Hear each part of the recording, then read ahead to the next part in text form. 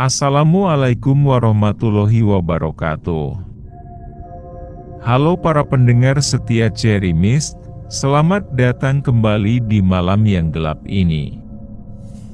Bersiaplah, karena kisah kali ini akan mengantarkan kalian ke dalam suasana yang akan membuat jantung kalian berdegup kencang. Inilah kisah teror di ruang CCTV rumah sakit.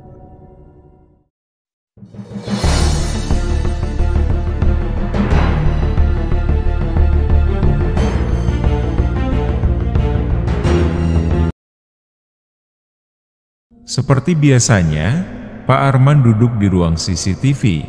Pak Arman adalah seorang satpam senior yang sudah lama bertugas sebagai pengawas CCTV di sebuah rumah sakit besar. Rumah sakit itu memiliki banyak bangunan, lorong-lorong panjang, dan ruangan yang tak jarang kosong, apalagi di malam hari. Sudah bertahun-tahun ia bertugas dan tahu betul setiap sudut tempat itu. Tapi malam ini berbeda. Malam ini terasa lebih sunyi, lebih dingin. Udah hampir setengah malam. Di depannya, monitor-monitor menampilkan berbagai sudut rumah sakit yang sepi. Udara terasa lebih dingin dari biasanya, kayak ada sesuatu yang diam-diam ngintip dari balik layar. Rumah sakit yang biasanya aja sunyi kalau udah lewat tengah malam. Kali ini terasa beda. Sepi yang kerasa. Nyeremin. Jam di dinding berdetak pelan, menunjukkan pukul 2 dini hari. Biasanya, di jam segini, Pak Arman cuma ngelihat lorong kosong atau sesekali petugas kebersihan lewat dengan wajah ngantuk. Ataupun bayangan-bayangan hitam yang lewat gitu aja, sudah biasa dia lihat. Tapi malam ini lain. Layar-layar di depannya mulai nunjukin hal-hal aneh. Dari layar di pojok kanan atas, lorong panjang di lantai 3 tampak kosong. Awalnya. Tapi, pelan-pelan muncul siluet samar-samar di ujung lorong. Sosok itu nggak bergerak, cuma berdiri di sana, diam, kayak lagi ngeliatin ke arah kamera. Pak Arman mengernyit, matanya melotot, berusaha fokus lebih jelas. Apa ini? Pikirnya, jantungnya mulai berdegup cepat. Dia cek layar lain, berharap cuma salah lihat. Tapi tiap kali matanya pindah dari satu monitor ke monitor lain, rasanya makin banyak keanehan kecil yang muncul. Entah bayangan yang sekilas lewat, atau pintu yang tiba-tiba bergoyang sendiri. Pak Arman berusaha tenang, ngatur napas pelan-pelan. Mungkin cuma kecapean, bisiknya sambil berusaha ngusir perasaan gak enak itu. Tapi entah kenapa, malam ini benar-benar kerasa beda. Di layar monitor nomor 4, yang menunjukkan lorong lantai 2, Pak Arman melihat sesuatu yang bikin bulu kuduknya langsung berdiri. Di ujung lorong yang remang-remang itu, ada sosok anak kecil. Pakaiannya lusuh, berwarna putih kusam, kayak udah lama gak dicuci. Rambutnya panjang terurai, menutupi sebagian besar wajahnya. Anak itu berdiri diam, gak bergerak, cuma kayak nunggu sesuatu, atau seseorang. Pak Arman mengerutkan kening, bingung. Ini anak siapa? Jam segini kok bisa ada di sini, pikirnya sambil terus ngelihatin monitor.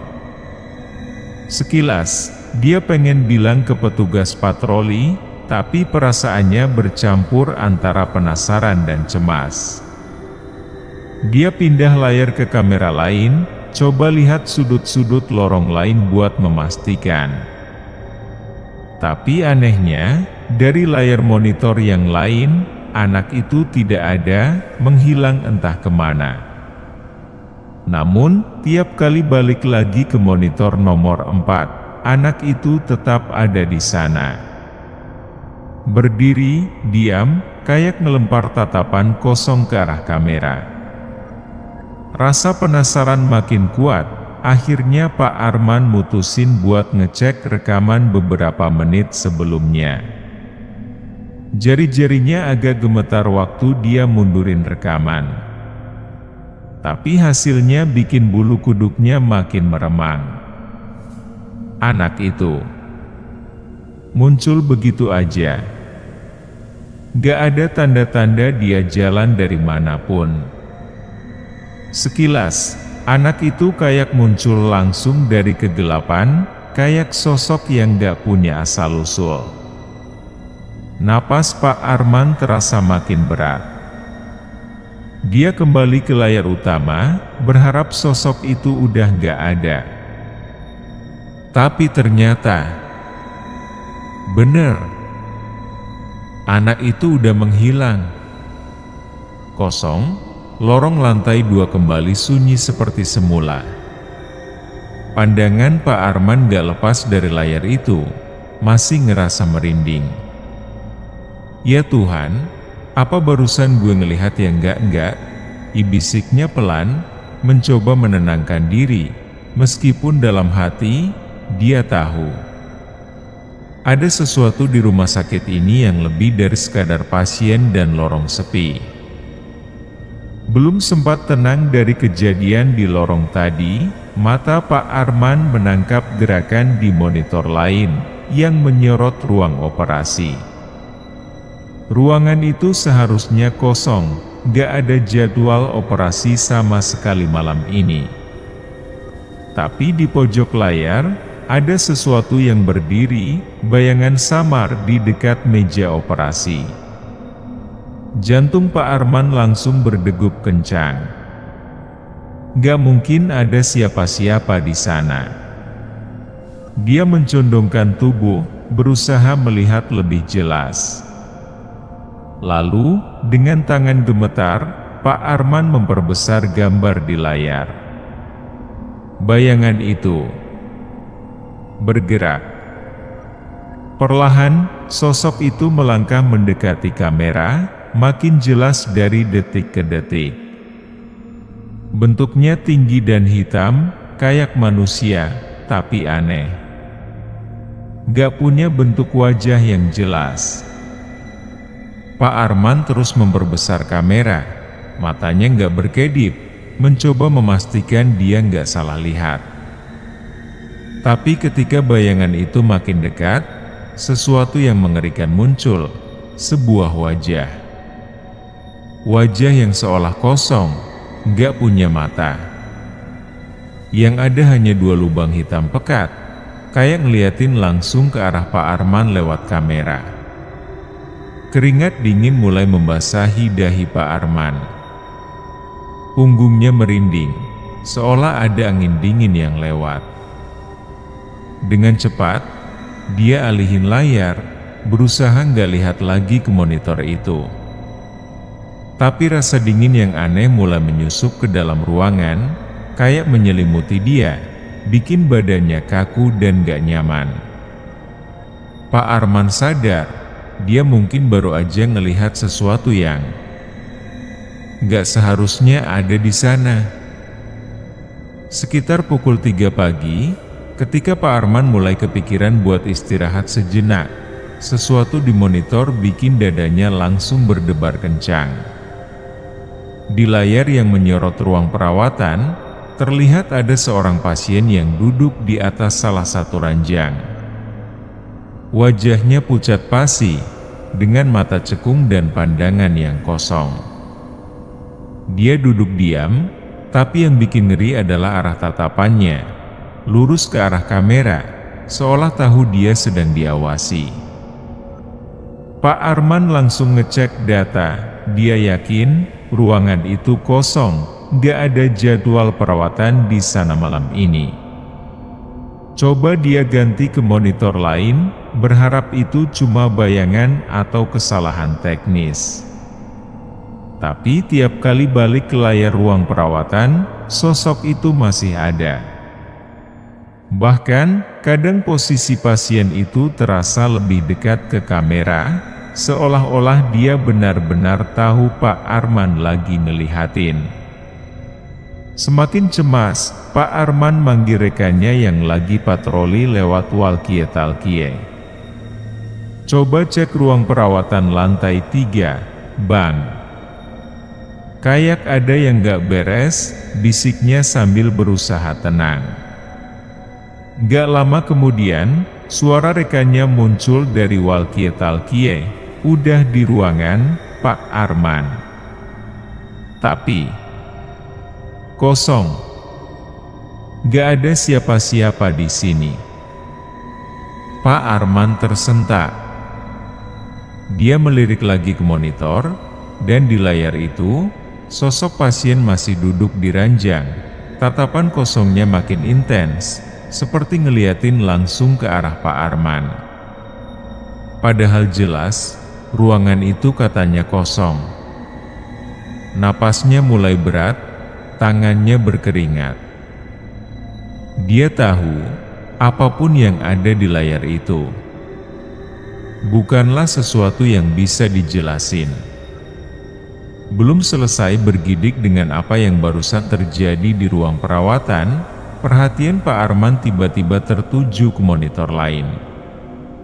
Layar yang menyorot koridor dekat ruang jenazah mendadak menunjukkan pemandangan yang gak kalah bikin merinding.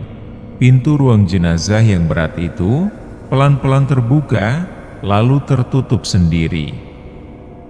Gak ada siapa-siapa di sekitar.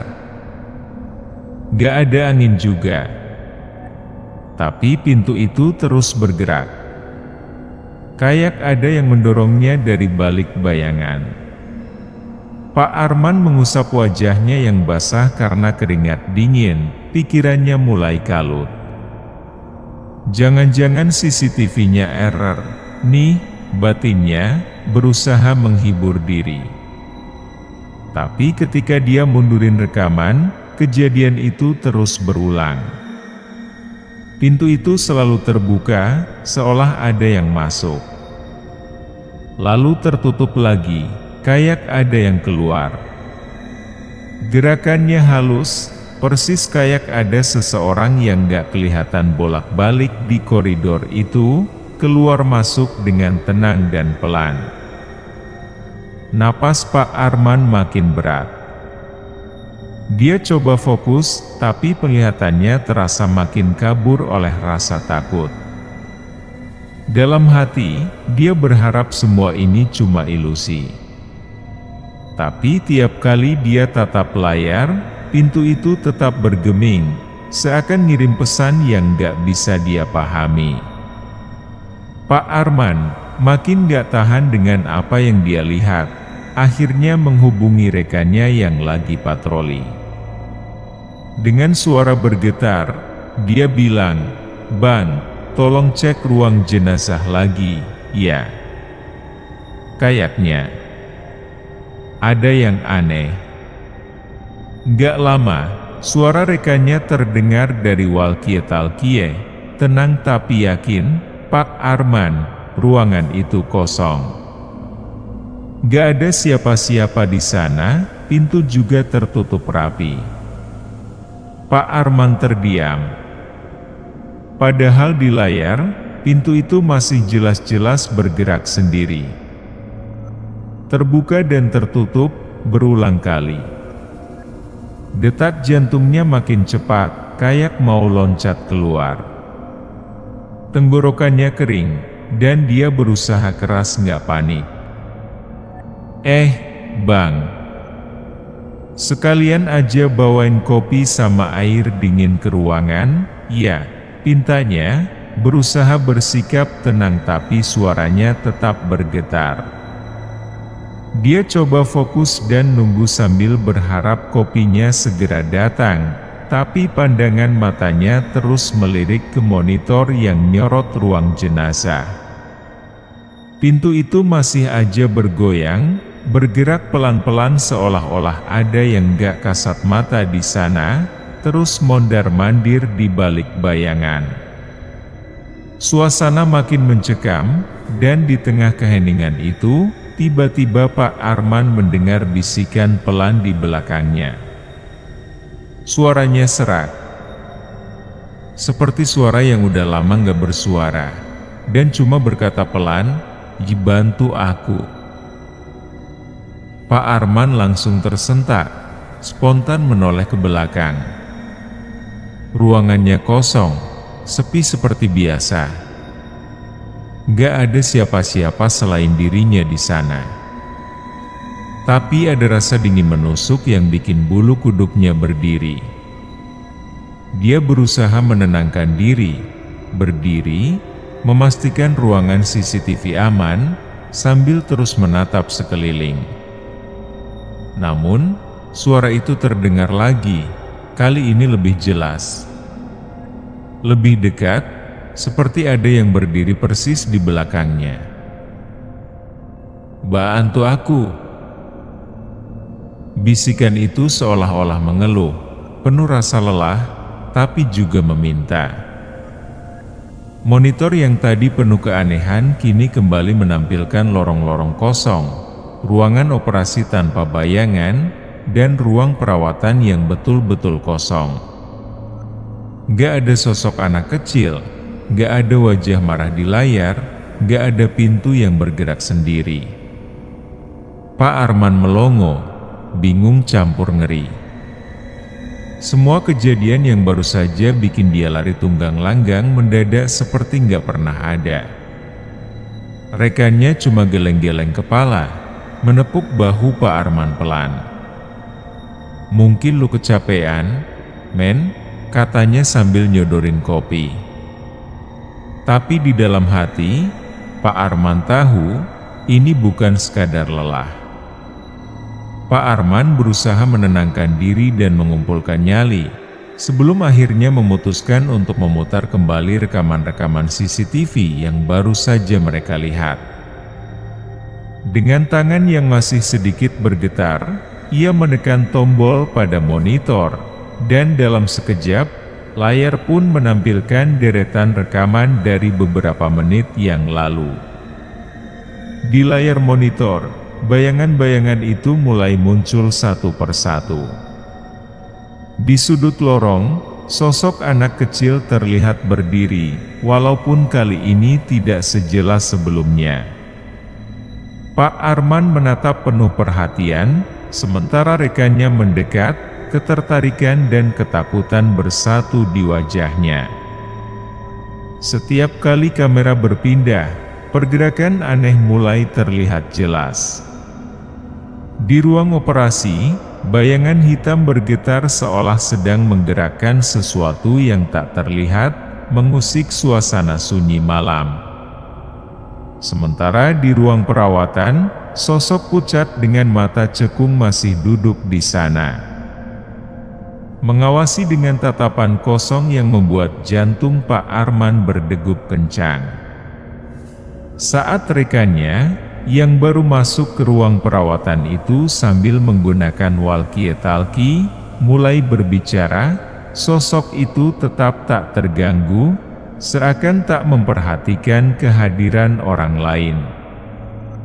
Pak Arman menahan napas, tak percaya bahwa sosok menakutkan itu bisa saja ada di dekat mereka. Itu saya kan? Kok bisa-bisanya saya tidak menyadari kehadiran sosok itu?" ujarnya keheranan. Suaranya bergetar ketika ia menegaskan kepada Arman, "Tapi serius loh, tadi nggak ada siapa-siapa di ruang perawatan itu." Ketika rekannya menggenggam walkie-talkie dan melaporkan keadaan ruangan yang kosong, ketakutan semakin menggerayangi Pak Arman. Meskipun gambarnya buram di layar, setiap detail sosok itu seakan hidup, mampu membuat bulu kuduk mereka berdiri tegak. Rasa ngeri membelit mereka berdua, memunculkan pertanyaan yang tak terjawab, siapa sebenarnya sosok itu, dan mengapa mereka bisa melihatnya sekarang? Suasana mencekam menyelimuti mereka, menciptakan rasa takut yang semakin mendalam, seolah kegelapan malam menyimpan rahasia yang tak ingin mereka ungkap. Suara ketukan pelan bergema di ruang CCTV, menambah kesan angker saat Pak Arman dan rekannya meneliti setiap detik rekaman dengan penuh ketegangan. Di tengah keheningan itu, tiba-tiba Pak Arman berteriak, "Lihat! Itu dia!" Sambil menunjuk layar monitor dengan jari telunjuknya yang bergetar. Sosok anak kecil yang tadinya hanya terlihat samar kini berbalik, memperlihatkan wajahnya yang penuh amarah, dengan mata kosong yang menatap tajam ke arah kamera. Detik itu, wajah rekannya langsung memucat, seolah semua darahnya mengalir pergi. Ia merasakan dingin yang menjalar ke seluruh tubuhnya, membuatnya menggigil tanpa bisa menjelaskan kenapa. "Gue nggak bisa percaya ini," gumamnya pelan, suaranya bergetar, mencerminkan ketidakpercayaan dan ketakutan yang mendalam. Keduanya terdiam sejenak, terpesona sekaligus ngeri, saat layar menampilkan keanehan yang tak bisa mereka jelaskan. Setiap detik terasa melambat, sementara semua tawa dan obrolan ringan yang sempat mereka lakukan lenyap begitu saja, tergantikan oleh suasana tegang yang mengikat mereka dalam ketidakpastian. Seolah waktu berhenti, dan hanya ada mereka berdua di hadapan kengerian yang tak terduga. Dalam momen itu, kegelapan di luar seakan menunggu, siap menerkam jika mereka berani menengok ke belakang. Terima kasih telah mendengarkan cerita Teror di Ruang CCTV Rumah Sakit bersama Cerinis. Kami harap kisah ini memberikan pengalaman mendebarkan bagi kalian semua. Ingatlah, malam tidak pernah benar-benar sepi, selalu ada sesuatu yang tak terduga menunggu. Tetap waspada dan jangan lupa untuk selalu mendengarkan Cerinis untuk cerita-cerita horor lainnya. Wassalamualaikum warahmatullahi wabarakatuh.